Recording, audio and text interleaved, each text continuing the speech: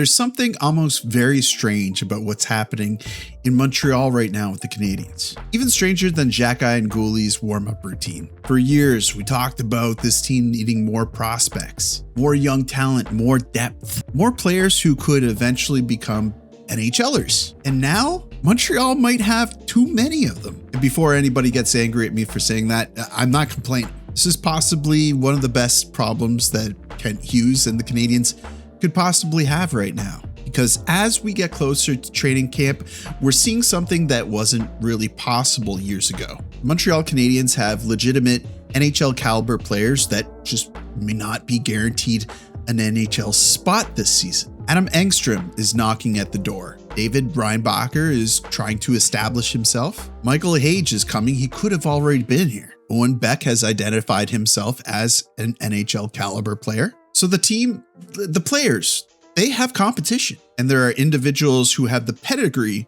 to become NHL players who are waiting in the wings. The Canadiens spent years trying to create organizational depth, and now we're finally getting to see what happens when that actually works. So let's talk about it.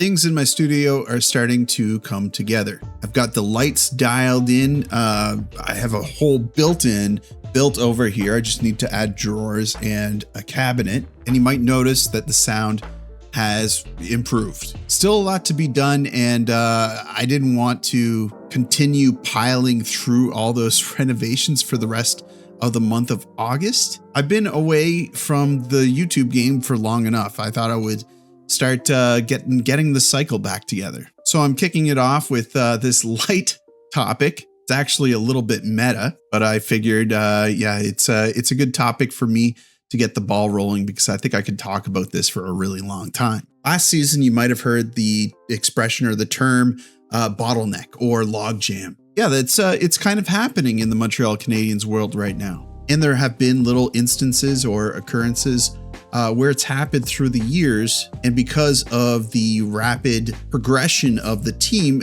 it's ramped up. For a while there, it looked like Raphael Harvey-Pinard had a place on the team. Joshua Roy was doing all right. He was clicking right along. But because of how the team is becoming competitive, because of how the timeline has moved up, if you're a prospect and you're NHL ready, but you aren't part of the winning formula, yeah, it's a competitive world. Before we get into the thick of it, thank you so much for your continued support over the summer.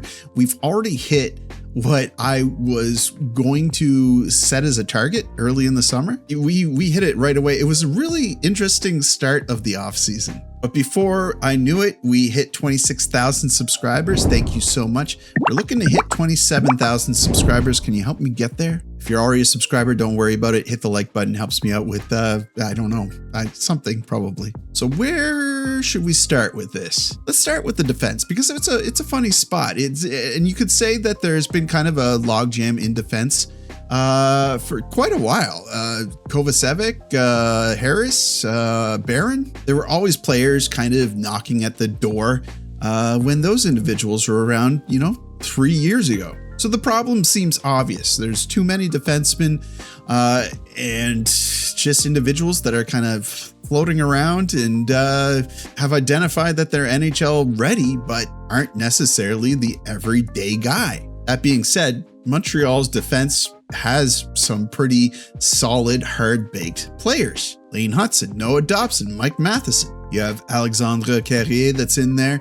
He's a right shot defenseman. So yeah, his job security looks pretty good because Montreal's getting a little thin on the right shot defenseman, aren't they? So it's clogged up more on the left side. Caden Gooley has always been the one you presumed would have the pedigree to hang around. But as a professional hockey player, one of your most important assets is your availability.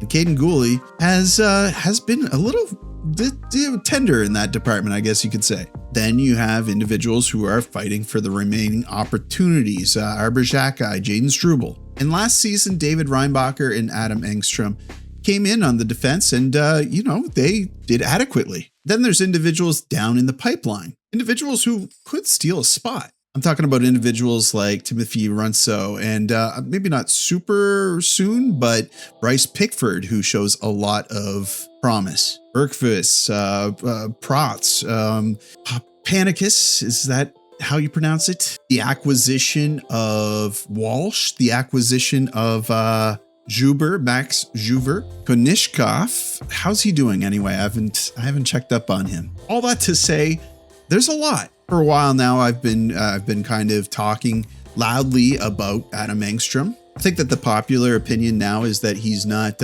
almost NHL ready. He's ready. He's being blocked up a little bit. And I know that I was really excited to see Reinbacher join the team last season because it's kind of been a long time coming. His development was set back quite a bit, but there was a point that he seemed like he was way past his expected deadlines. Could he make a real stab for it at this training camp?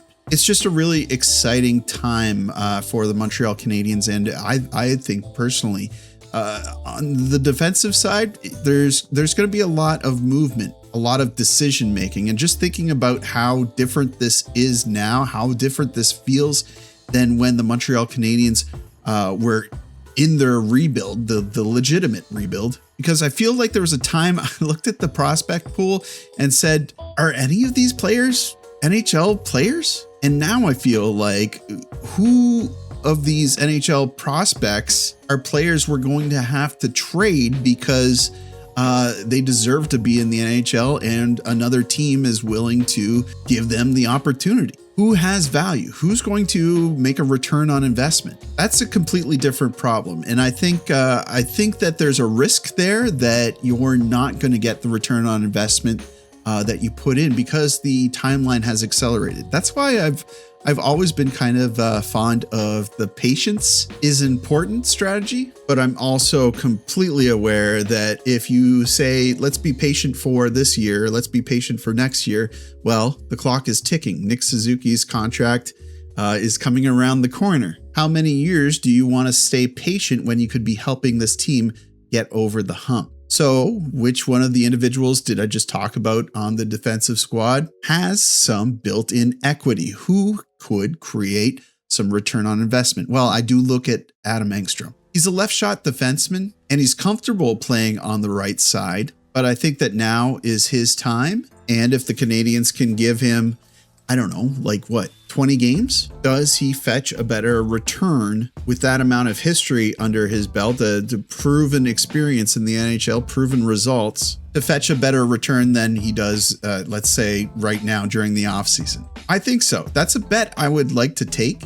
But then I guess you're probably seeing some sort of rotation with Xhekaj, Struble, or perhaps another player on the sidelines. But then how are you supposed to make room for him when you also want to give David Reinbacher a shot? Reinbacher has the pedigree. He isn't just some random prospect. He was picked 5th overall. He's a right shot defenseman, and guess what? They need right shot defensemen right now. Whether or not you're from the opinion that Lane Hutson should pair up with Noah Dobson or Dobson should stay on a line with Mike Matheson, giving the coaching staff the option to have another right shot defenseman, it's going to do nothing but help.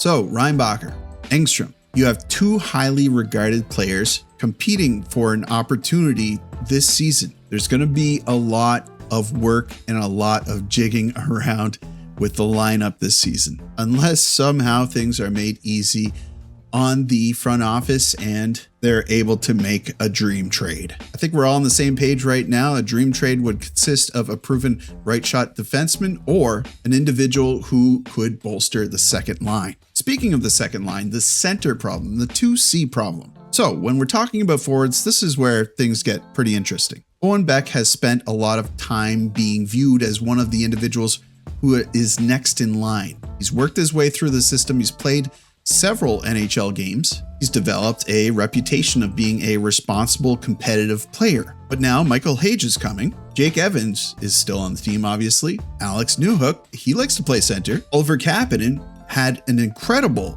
first year if you're looking at the black and white statistics. But that's a lot of cooks in the kitchen. And I am from the opinion, and I think other analysts have said this as well. If you're not using Owen Beck at the center position, you're not making the best out of his skills. So again, I think that there's going to have to be movement down the middle. Hage isn't just like some distant prospect that we're talking about. Hey, he might show up 2 years from now. This is like imminent. They wanted him to start the season on the team. He's quickly becoming one of the most exciting prospects in the organization and in the entire league. There's been a bit of scuttlebutt on the most exciting prospects on the Canadiens right now.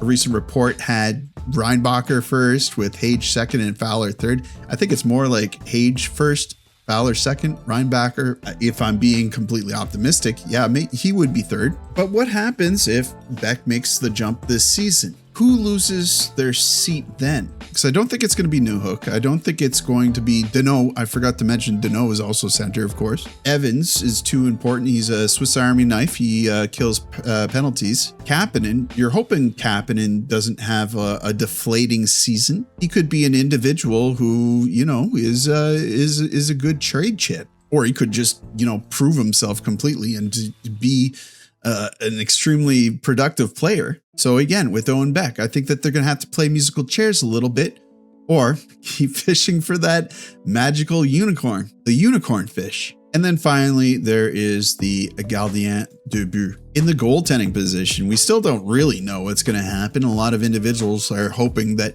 it's Jakub Dobes' net and then Fowler's going to back him up. But isn't that kind of burning Samuel Montembeault as an asset? If you give Montembeault some games during the season and he rebuilds his reputation, he could be used at trade deadline to a desperate team who needs a backup goaltender or a team that has suffered injuries during the year. The other component is that it really does feel like management wants to continue giving Fowler starts in the AHL to get that experience under his belt and, work on his confidence. He's still really young and it looks like he has all his mechanics in order, but Montreal's development system is incredible.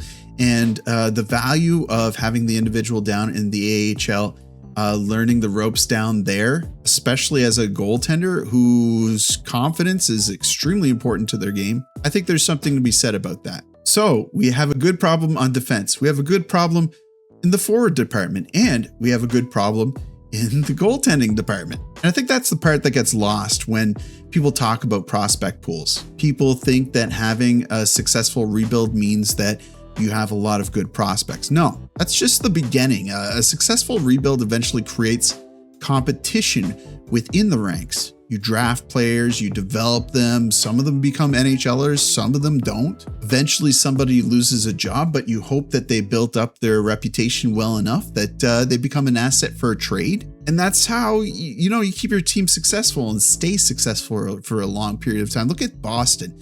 Boston drafted really well. They were a powerhouse for so long, and they stayed at the top for a nauseatingly long amount of time. And it feels like Montreal is now approaching that point. Recent evaluations have highlighted just the depth that Montreal has in their system, particularly on defense, with Reinbacher, Engström among the players pushing towards NHL opportunities. Bryce Pickford just getting all sorts of pedigree down in the WHL. But then just thinking about the chain reaction that all these prospects and the pool moving up, what the waves that happens along the teams, what happens to Struble, what happens to Xhekaj, what even happens to Kaiden Guhle? The problem with Kaiden Guhle is he is supposed to be a top 4 defenseman, but if Lane Hutson is on the left side, Mike Matheson plays 25, 26, 27 minutes a night. Are you using Kaiden Guhle to his full potential? So that's not necessarily a problem. It's an embarrassment of riches. Do I like Arber Xhekaj? Do I like Jaden Struble? Do I like Kaiden Guhle? Yes, I'd love to see them on the team, but the team can't be made up of 30 players. So it's a very interesting time for the Montreal Canadiens. Interesting time for Kent Hughes, because eventually having too much talent becomes a problem, a good problem, but we've seen what happens to good problems when they go bad in Anaheim. So I think I beat that point over the head enough. And let me leave you with this. This is what you should be excited about. The Montreal Canadiens are on the upward swing. We're talking about this type of depth when some of the biggest prospects in this organization haven't even fully arrived. Hage is coming soon. Fowler has shown up. But what about LJ Mooney? What about Pugachev? Why am I calling him Pugachev? His name's Gleb. I'm Gleb. Alexander Zurofsky. There are other players throughout this system who could eventually force themselves into the conversation. Lots of surprises, I'm sure, along the way. And meanwhile, the players in Montreal that are already arrived are getting better. Lane Hudson, I don't see him decreasing in ability. He's just going to keep getting better. Yuri Slavkovsky, he's still a baby, man. He's going to keep getting better. Ivan Demidov is going to be on his sophomore season. And yeah, I think that he's acclimated to North American hockey. Goaltending should, by all means, get better this year. I'm knocking on wood. Demidov's locked up. Hudson's locked up. Suzuki, still plenty of years left. Caulfield, Slav, Dobson. So I'm more optimistic than ever. Things can always go poorly. Things can go wrong.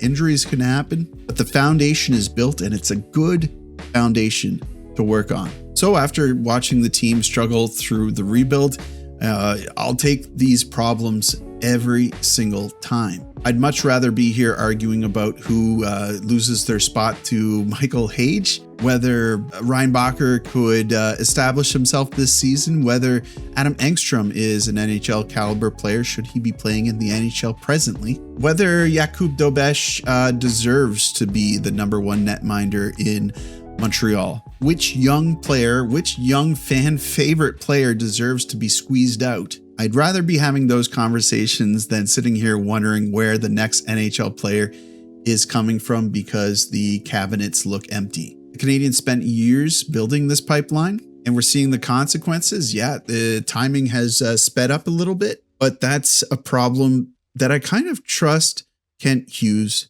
to be able to solve. Let me know what you think in the comments. It's good to be back. It's just talking about Habs hockey. Hope you're all having a wonderful summer. Hope you're doing well, taking care of yourselves. I've been kind of feeling a little bit weird lately. I don't know if it's because of all the energy and I'm exerting, like rebuilding my studio. I might feel the crunch a little bit because at the same time, I'm also working a full-time job.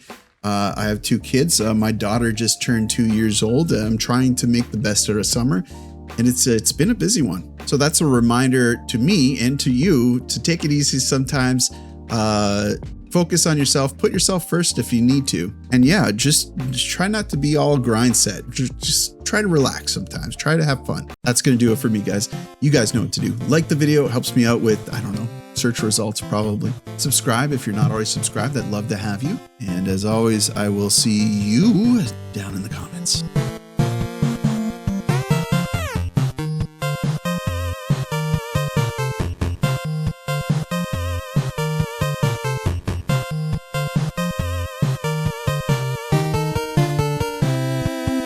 I'm Gleb.